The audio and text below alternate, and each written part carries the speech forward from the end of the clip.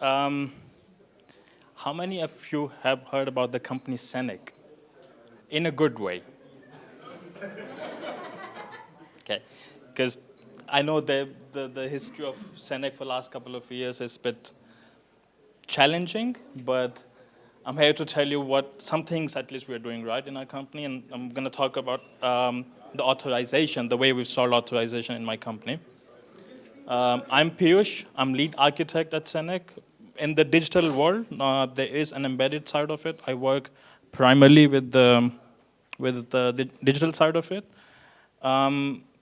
Authorization, before I joined the company 1.5 years ago, was something that most of you like probably is using role-based access control, hopefully, at least. There was an authorization topic just before this conversation as well, a couple of sessions in the main stage. The person introduced relationship-based access control, a little bit advanced. I'm sure you understood the concept behind it, but in reality, it's if your company is still battling with role-based access control, it's not easy to make the jump from role-based to relationship-based access control. So I'm going to talk about how we solved authorization challenge in my company with OPA and OPAL. OPAL is a custom implementation of Open Policy Agent. And I'm going to demonstrate how we built it. We'll show you some code examples. Not a demo, hopefully. I don't want to do that. And if you have any questions, even in between, please feel free to ask, yeah? So, the challenge is with the role-based access control is they don't scale well. This was also talked about with the session before, that if you're working in a modern startup or scale-up where someone working from sales wants to do a thing that is done by FinOps, or someone working in FinOps want to do something with some other department, it's the role-based access control, they don't scale well there. Even more challenging part is to make authorization so developer-friendly that they don't despise it. That happens. You go to a team and say, hey, can we talk about security? And they said, no. Everything is working fine, we don't need to talk about it. So my second goal was to make authorization developer friendly, that they don't start despising it.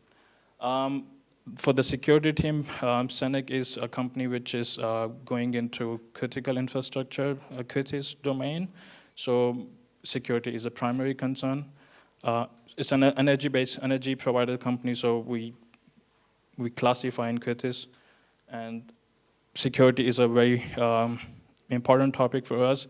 We also wanted to provide possibility to the security team to be able to visualize things in a central place, have proper audits in place.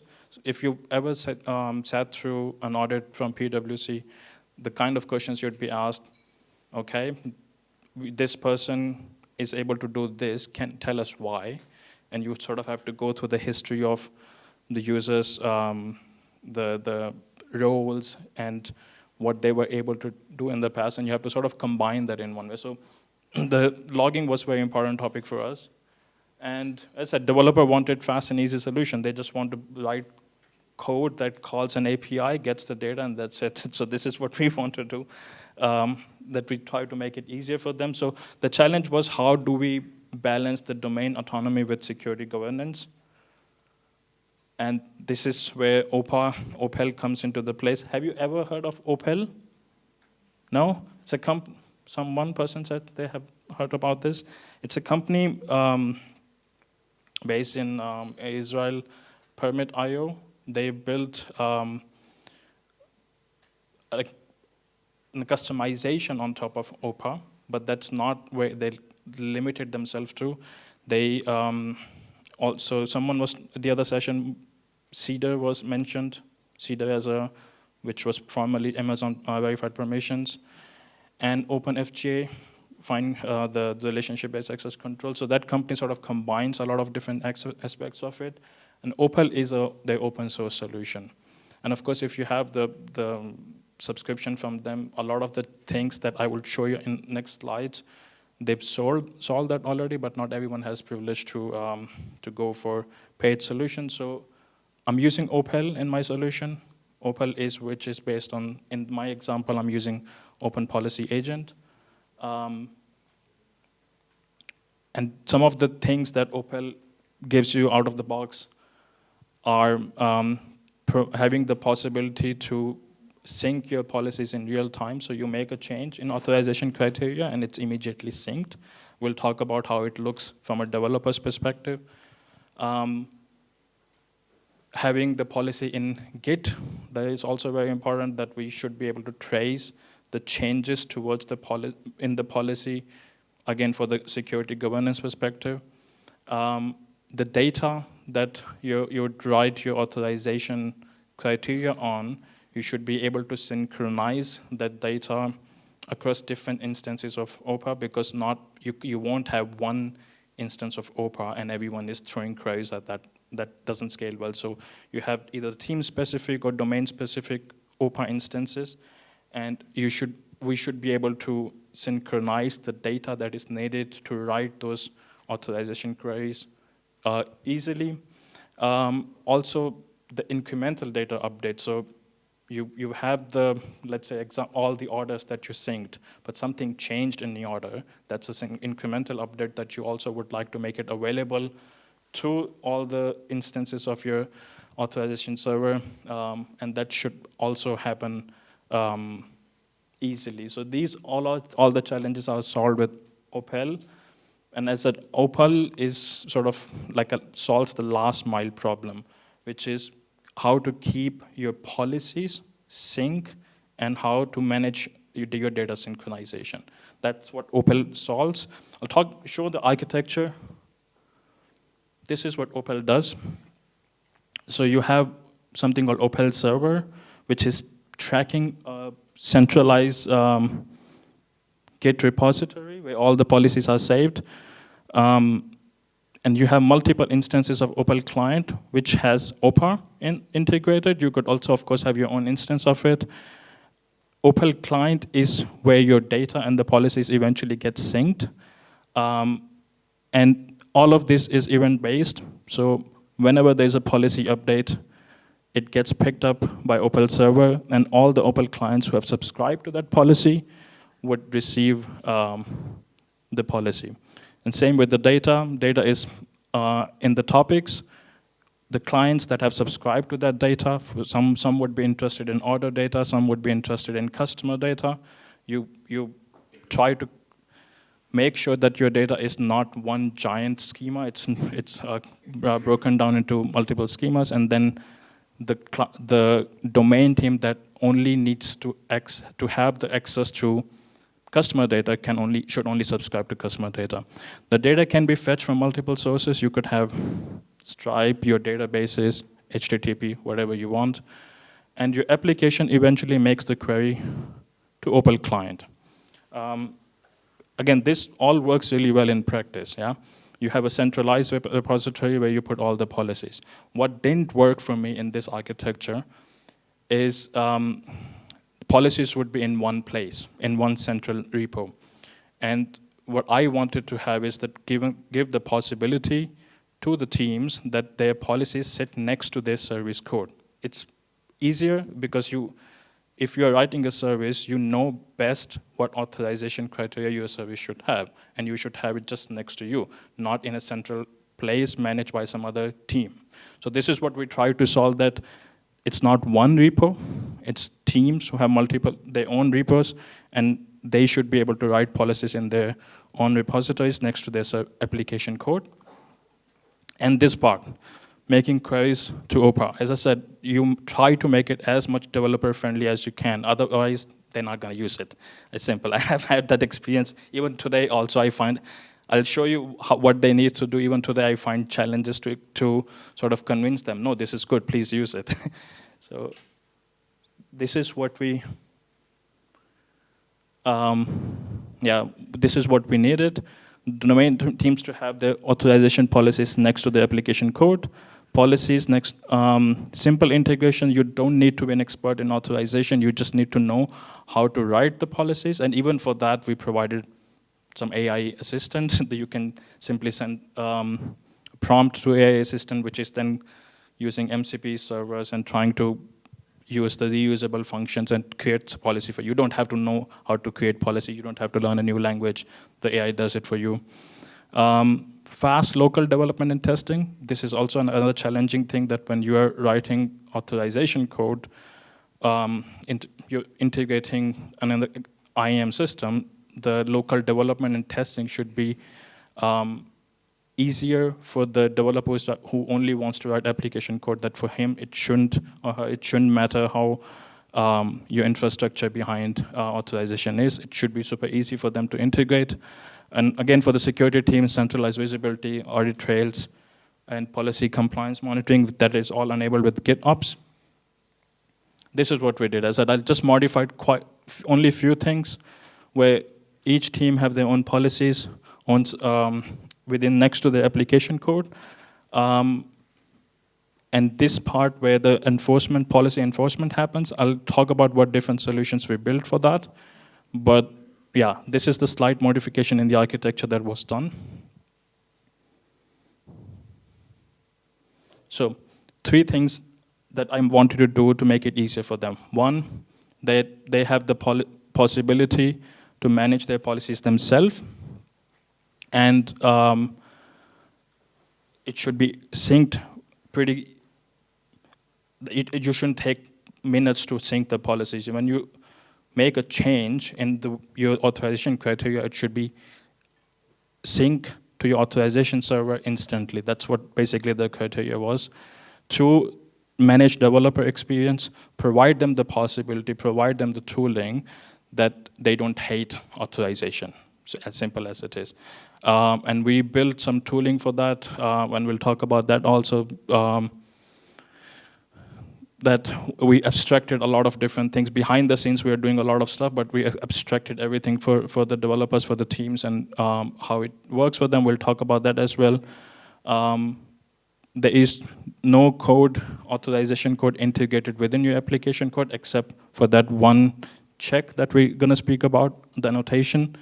And again, the local development infrastructure. We provided custom Maven plugins, Docker Compose, that everything that needs to happen behind the scene for the local development and testing, it's one command. You start your plugin, and everything is available to you already. You don't have to try to get the policies from different places, try to get the data from different places. One command and does everything that you would expect on your production environment. You also have it available on your local environment. You could iterate your policy with this local development setup. You could iterate your policies, and you can validate them very quickly.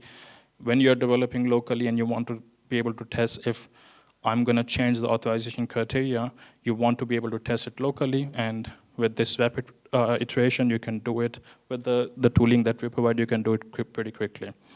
We'll come to the examples.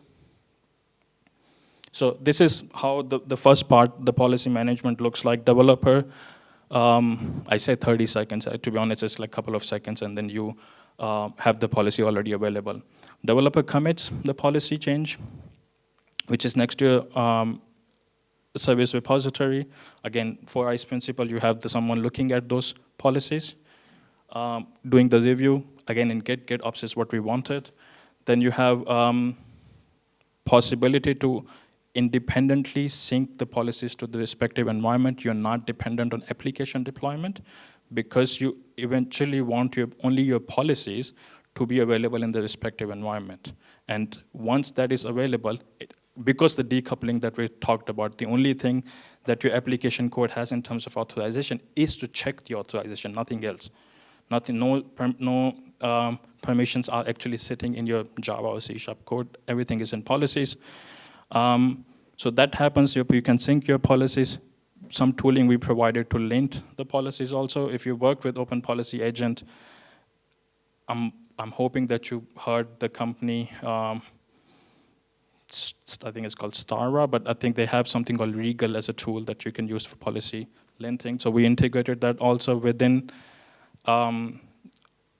Even for this part also, the policy syncing, they don't need to do anything. We provide the templates for that, which we use Argo CD and GitLab, and they basically use that those templates for themselves. Your policy then evolves with your business logic. So of course, you don't have any downtime. You can deploy however you want. It gets synced very quickly, and you have audit trail because you use GitHubs. What happens afterwards? They get synced to a central repository. Even after, so we talked about that central repository is still needed in that architecture. I can't just take that piece of architecture away from it. So central repository still syncs, but for the developers, application teams, they don't have to be bothered by that because everything gets synced in a central repository, which is then pushing it via webhook to the OPAL server, which then basically sends it to the OPAL clients who have subscribed to that policy. Developer experience. It's some pieces of here. This is just an API call where you say create a system. We're trying to get the identity from the security context. Of course, if you use a Spring framework, you probably would be able to do this in your security config also, where you would map your JWTs with some sort of domain object. And you would not be doing this part most likely here, but you would still have to do something to be able to get the context, user context out of your JWTs. Once you have that, you would probably have a policy service. This is before. You would have like a permission service to check if user has access, so you would get the ID from the context. This is your action, this is your resource. And if everything is fine, then you would try to do the logging, and then you otherwise eventually create the system. This is how it looked before. This is how it would look now. With the tooling that we built, this is what only thing developers have to do. Have the annotation, check authorization, pass, of course, the action and the resource and the context, but nothing else. Everything is abstracted to them. We provide some dependencies, SDKs behind it that they can use. You don't need to be an expert in authorization. You don't need to do all of this. You can simply do the authorization check like this.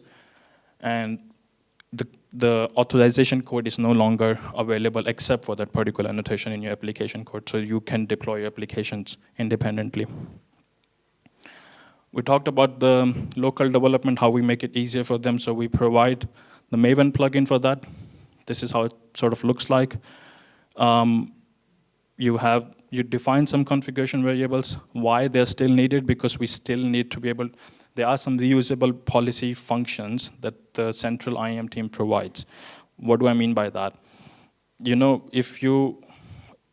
Let's talk about an e-commerce application where you would have, if user is assigned to that order, you place an order, if user is assigned to that order, this check you will do literally 100 times in different microservices. Because before you send an email to this user, before you show him updates, before you ask anything of this from within your application logic, you're going to ask if user is assigned to this order.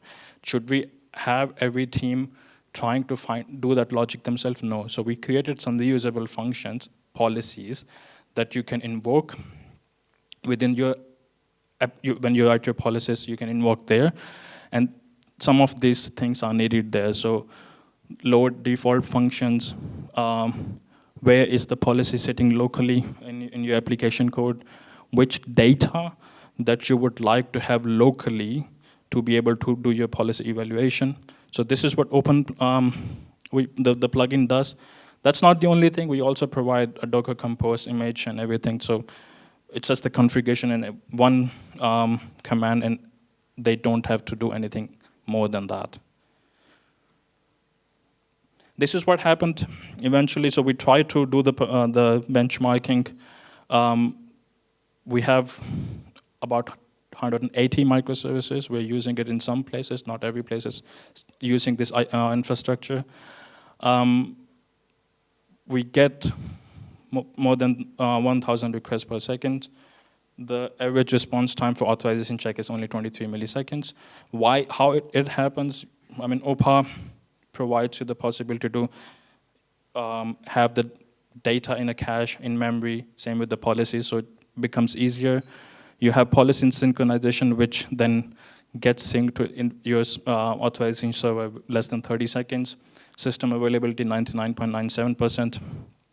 Developer productivity 90% reduction in application code. You don't need to be an expert in authorization.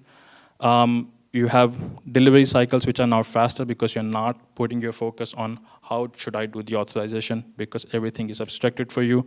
And your policies, your authorization criteria evolve naturally with the service. Before I go to lessons learned, maybe I'm going to show you some examples.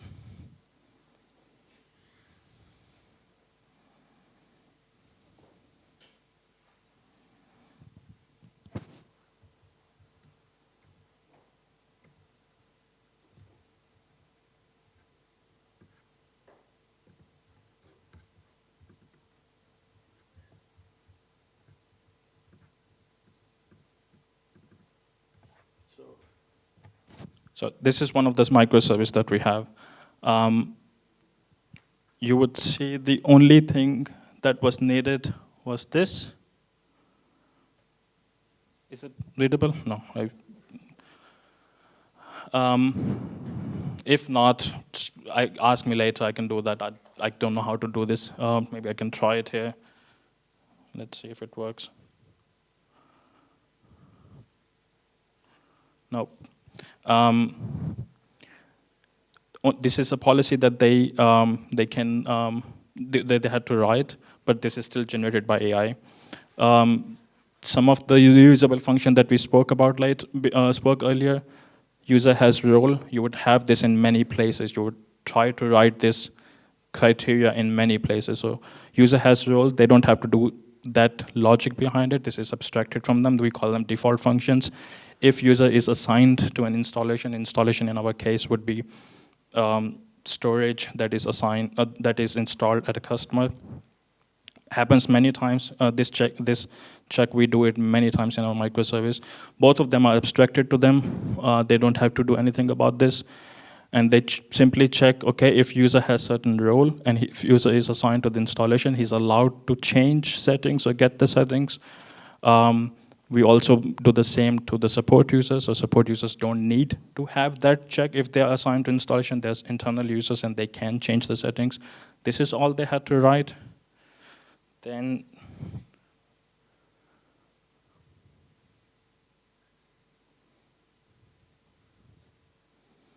the other thing is, I said we abstracted everything for them. So all they had to do is use the dependency that we built for them, which does the auto configuration of, okay, this is your namespace, this is your authorization server, these are the beans that needs to be created, this is what needs to happen in security config, these are the annotations that need to be enabled.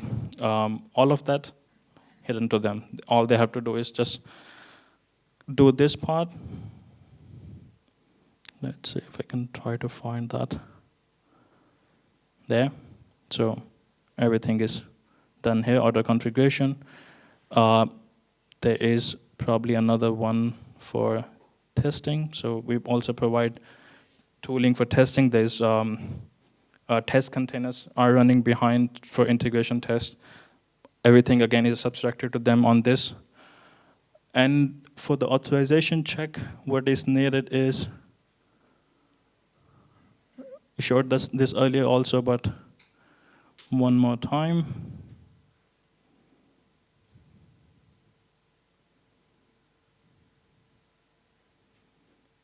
Is this line here, basically. So they only need to use this annotation. Everything is, behind the scenes, this annotation is using aspect-oriented programming and expression language from Spring, and pre-authorized. It's built on top of pre-authorized on Spring. So these are the policies that they have to, they write here in their CI. One stage to trigger the policy sync, which is again also abstracted to them. They just use the template that is provided. Again, don't need to understand how I should sync to different environments. Use the templates that is provided to them. Everything is done to make the developer experience better, because that's the core challenge, from at least from my perspective, to make a team be convinced about the security. If you could make your integration of authorization easier for the teams, you have higher chances of them actually using it. Eventually, these policies, as I said, they get synced to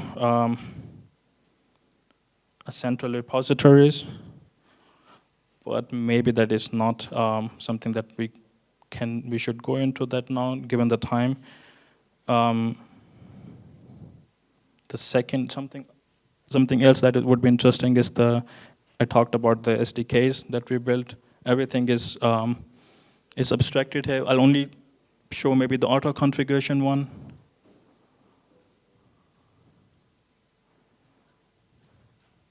So if they define the application properties, everything is then auto-configured for them. Again, use Spring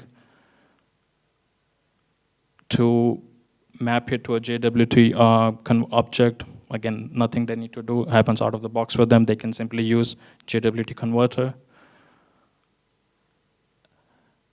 And this one we already spoke about.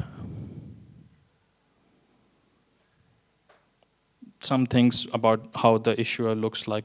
Again, this is I would go too detail into the implementation, but this is just one example of how the details of authorization is abstracted.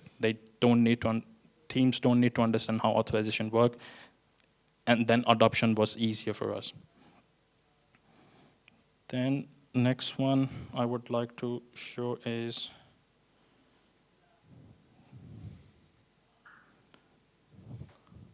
the sync we talked about. The template that you saw in the GitLab stage basically takes whatever is in the master. You can of course sync your other branches also, but whatever is in the master, you can trigger that sync to the central repository, which central repository is using webhook to make a trigger to the OPAL server, which then tells OPAL clients, hey, whoever is subscribed to these policies, please make a sync for that. Now coming back to the slides. So what lessons we learned from this? I go with the last line. The best authorization system is one developers don't have to think about. Again, this was very important to me, that I try to abstract as much as I can, still build a solution that is important from the security perspective, where the auditors, when we have the certifications for PwC creators, that we should be able to track every decision that was ever made. That should still happen. So architecture decision that what worked for us is, of course, the GitOps. You could scale it better in the GitOps if you, instead of you trying to have the permissions saved in a database, in a graph database, for example. Real-time distribution works really well. We saw this in some places where the policies needed to be changed for some users, happens instantly because of the OPAL infrastructure that is available, and infrastructure as code for everything. So to be able to have the versioning, to be able to have GitOps, to be able to see why something changed, what authorization criteria were changed during the course of your product development, that was very important to us. Yeah, that is it from my side. If you have any questions.